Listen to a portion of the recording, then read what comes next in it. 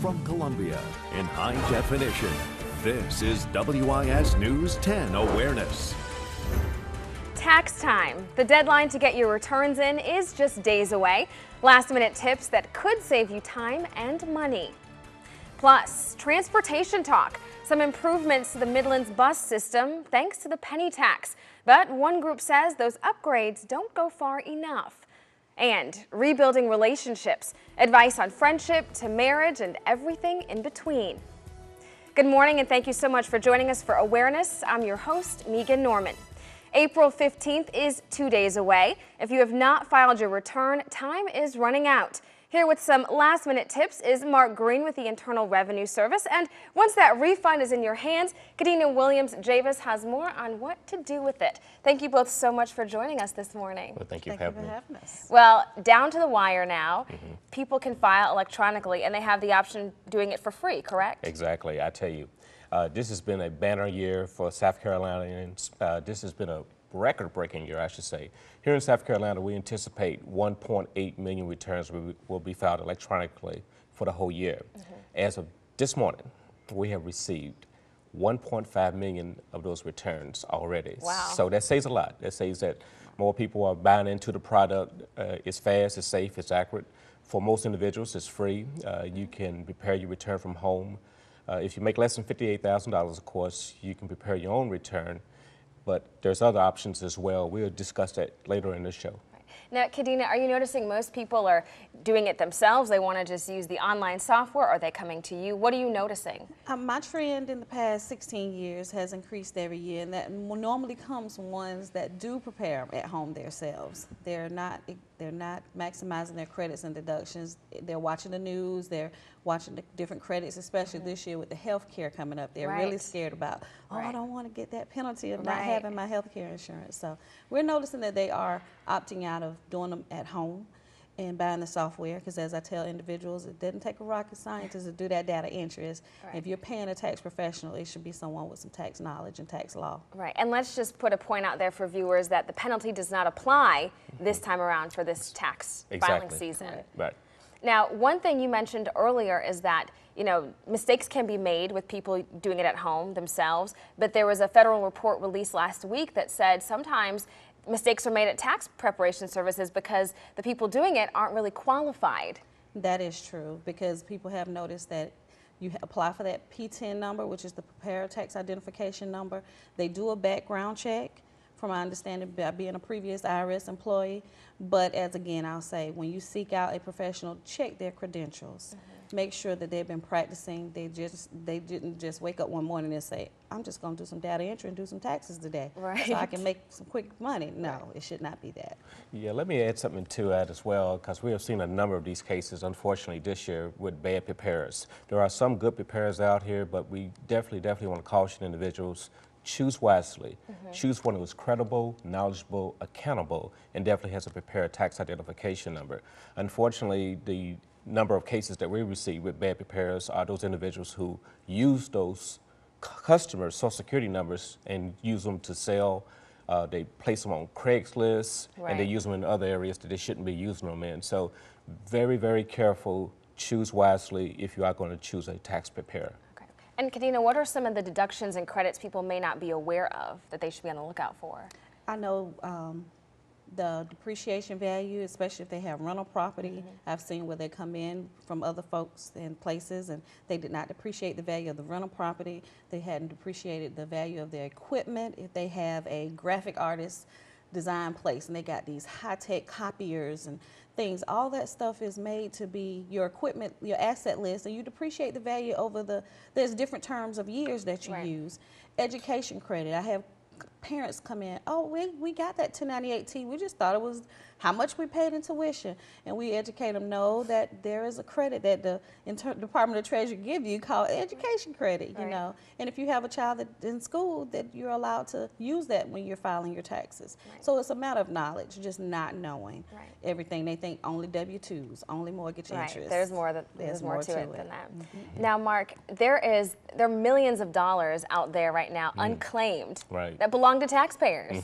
So how can they take advantage of that? Well, for 2010, I mean, listen up, students and elderly folks and senior citizens, If you had any withholding in 2010 from your W-2, your 1099-R for these individuals who are retired, you have until midnight, April the 15th, to file a tax return. There's $10 million here in South Carolina. $10 million. That's awaiting 7,000 South Carolinians who need to file their return by April the 15th, midnight, in order to claim that money. Otherwise, that money goes back to the Treasury.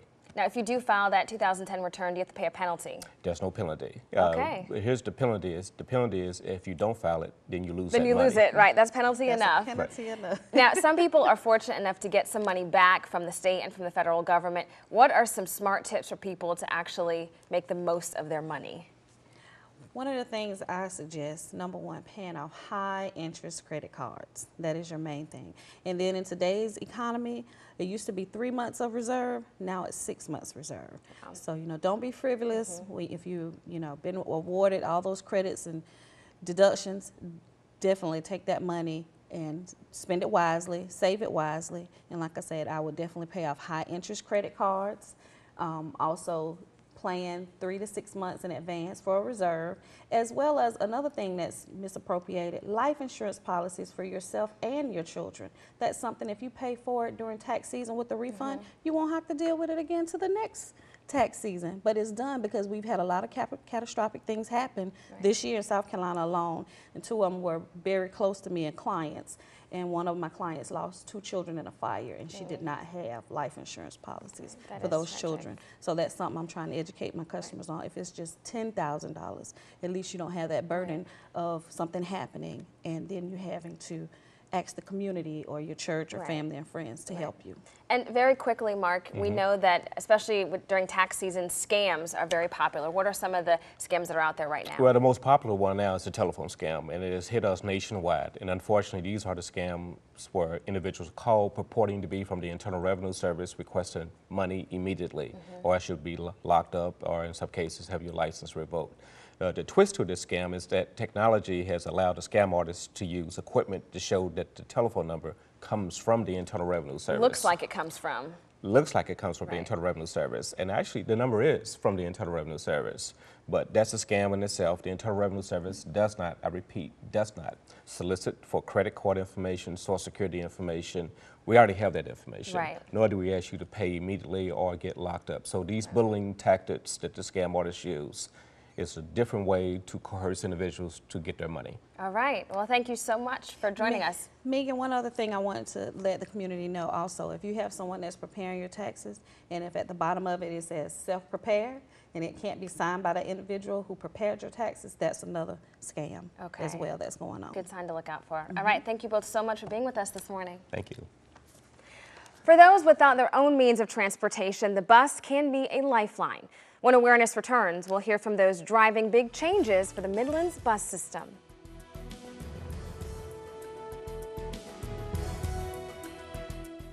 Welcome back to Awareness. Riding the bus is not just a way to see the capital city. For some people, it is their only way to get around. Since the penny sales tax was passed in 2012, Columbia's transit system has seen some improvements. According to Central Midlands Transit, or COMET, they've increased services by an estimated $3 million. They restored 80 service hours per day during midday, early evening, and Saturdays on high ridership routes.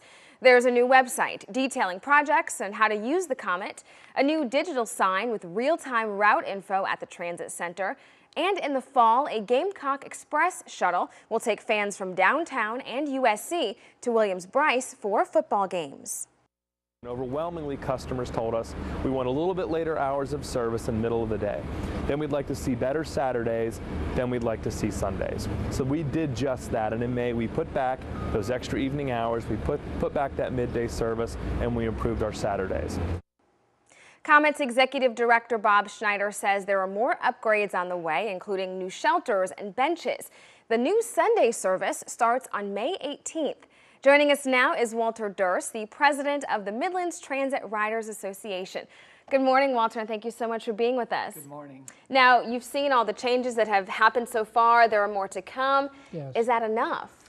No, it's not. We are thrilled about Sundays. We've been working with the COMET for months about that, and we're just ecstatic about Sundays being restored, because people need to get to work, people want to go to church, and it's just a good thing for them to do. Right. But now we're looking at later hours, we're looking at expanding routes, we're looking at getting the buses tied into economic development for the city, so that more people can have jobs, and more jobs, the more taxes, and the more taxes, the more people pay taxes. So it's a win-win for everybody. Right. Now, Bob Schneider was telling me a little bit about the city's 2020 plan and how some of those things you mentioned, the extended hours, are coming. It's just down the line, first things first. Right, and that's true, although when he says extended hours, it's not exactly the same kind of extended hours that we're looking at.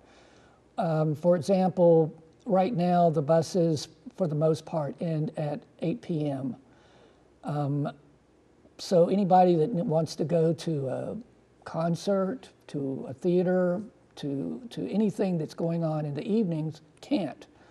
So we're looking at 11 to midnight to Is run, what you would like the to buses. see. Yes. Well, let's hear from what Mr. Schneider had to say as it relates to some of the immediate results that people want to see. Okay. We're now in a position where we're able to really reevaluate that entire area, and that's a linchpin for us because it ties in the university community, it ties in so close to downtown, it has great links to the North Columbia area with all the shopping and development there. So it's one of those areas where there's a lot of people but not a lot of transit, and we know that once we fix that, it opens the door to the other changes. It doesn't mean that's the only area to get attention, but what that means is that's the next phase we're in. He was talking about the South Columbia area and how that's their first priority coming up next. But you want to see service to Sandhill, Village at Sandhill, for example, and later hours. Which That's right. And we recognize Lower Richland area is very, very important, because there are people that truly need the buses to get to work, and they can't right now. But on top of that, you do have Sandhills. You do have further out past the Harbison area. You've got West Columbia, the Amazon area, the people that just need to get to work that can't. That's really, we understand you can't do everything at once. Right. But there is a need, and that's where we come in. So are you saying you want to see the priorities line up differently? What would you say your first priority is? Our first priority would be the same as theirs, would be Lower Richland. That's critical. But beyond that, our priorities would lie with the longer hours, and with the expanding the routes, such as out to Sandhills, to Amazon, and to other areas of Columbia. Okay, and you believe that once you start here, then it not only helps unemployment, but it can help the economy as well? Absolutely, and it gives a person independence. They don't have to depend on a friend to take them to the doctor, or they don't have to have a friend to take them to their work. Independence is a big, big key, and that's what the COMET is all about. That's what you're looking for. All right, Walter, thank you so much for being with us this morning. Thank you. Well, when we come back, we are talking about relationships, from marriage to friendship and everything in between. Stay with us.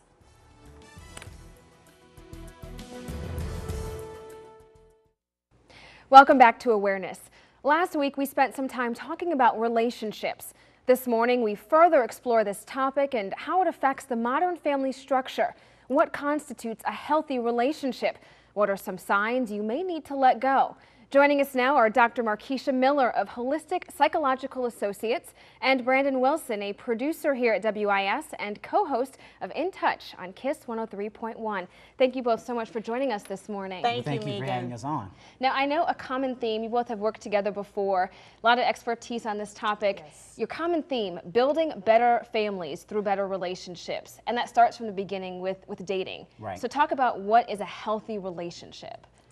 Well, when we talk about that, we're making sure that all of the values have been identified. And one of the key elements that we look at is making sure that the certain characteristics are there, so that we're not experiencing unhealthy common factors, which sometimes comes with relationships, specifically with, sometimes there can be elements of violence that we often hear about. Sometimes there could be elements of stressors that we hear about as well. And so one of the things that Brandon and I both agree with is that if we're able to identify the key ingredients that need to be in that relationship, first and foremost, then the roots are more stimulated, and then the families can also benefit from that as well. Right, and when you talk about roots and foundation, Brandon, why is it important that a couple start by being friends first? Right, that's a key component that so many couples are missing this day and age, that you have to be friends first. Because when you're in a relationship, you want to be able to laugh and spend time with someone on an equal basis and to be able to enjoy conversation.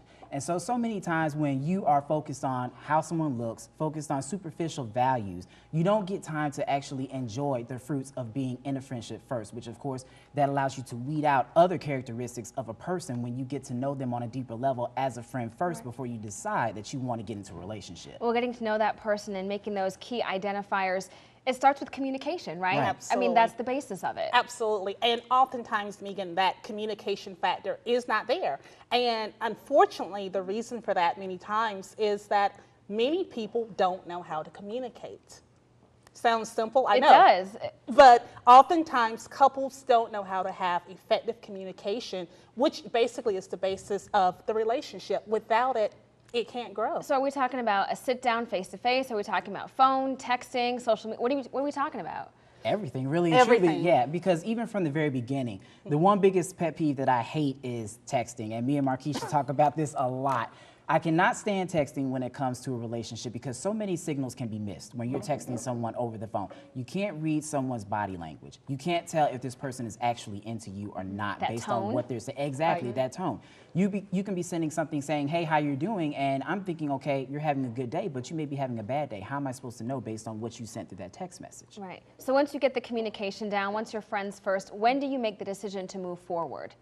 Well, here's the thing. With effective communication, you're also able to express your needs and also your wants, which are very much important in healthy relationships, because then you can come to a common factor. Are we ready? Do we both want the same things? Are we both looking for a relationship? Because sometimes we encounter situations where I may be looking for something and you may be looking for something completely different. But if we don't know how to effectively communicate, we may miss those cues somewhere. Right. So you have to align your goals, and those goals range, right? Spiritual goals, financial goals. Do you want kids? Exactly. Exactly. And then financial goals, of course, is another big one. But I would caution on the financial part because, again, when you're just getting to know someone, you don't want to necessarily try to throw in questions about their financial history right off the bat. Again, your main focus should be being friends first. Once you actually do get into a relationship and you're figuring out, okay, this is someone that I may potentially want to spend the rest of my life with, this is when you go into that mode of finding out stuff about their finances. But again, going deeper into finances, you have to look at long-term goals as far as how their spending habits are coming into place. Not necessarily how much they make, what their credit score is, but again, you want to know if someone is financially savvy, if they're responsible with spending their money, not necessarily what's in their wallet. Now, along with evaluating all those things, should you put a time frame on how long you're going to date? Some people tend to be serial daters, dating for 20, 30 years and never getting married, or getting married eventually. I mean, are they valuing marriage less and dating more? What do you both think about that? Here's the thing. I think professionally, what I am seeing in society is that women are against the time clock. And what is happening with that is, I think that that's when we get into this habit of feeling the need to put a time factor on it. Right. But that's something that we can't rush, though, relationships, because they need to grow and they need to actually build first and foremost. And so I wouldn't advise it. I think that when people get into that habit of putting time factors, that's when a lot of trouble tends to come into play. Well, if a couple does decide to go through marriage, sometimes, unfortunately, it ends in divorce. It does. So when do you make that decision, when you can't rehabilitate any longer? Well, first and foremost, I think you should explore every avenue there is possible, of course, to determine whether or not divorce is inevitable. Again, me and Markeisha have discussed this plenty of times. When you're talking about your relationship and your marriage, it's like a car. You need a tune-up. And so you need to seek counseling on more than one occasion throughout the year. Too many times couples make the mistake of thinking, okay, I just need to go to counseling before I get married, whether it's with a pastor or if it's with someone, a licensed counselor. But again, you need to have counseling throughout your relationship. And of course, if divorce is inevitable, you always want to look at all the pros and cons, and of course you want to evaluate yourself in that. And again, forgiveness of yourself and forgiveness of that person is key as well too. Right. Whether it's a divorce or a dating breakup, forgiveness, you were saying, is very important. It's not just forgiving the other person. Right.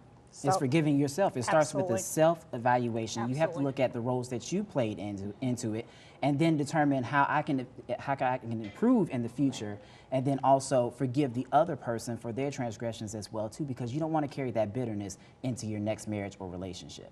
Right. Which basically I always sum up with, make sure your baggage is clear before you move forward.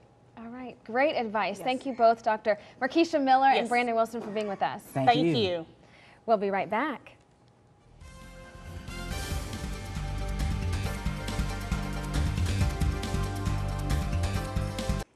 We would like to thank all of our guests this morning: Mark Green, Kadena Williams-Javis, Walter Durst, Dr. Markeisha Miller, and Brandon Wilson. Until next time, I'm Megan Norman. This is Awareness.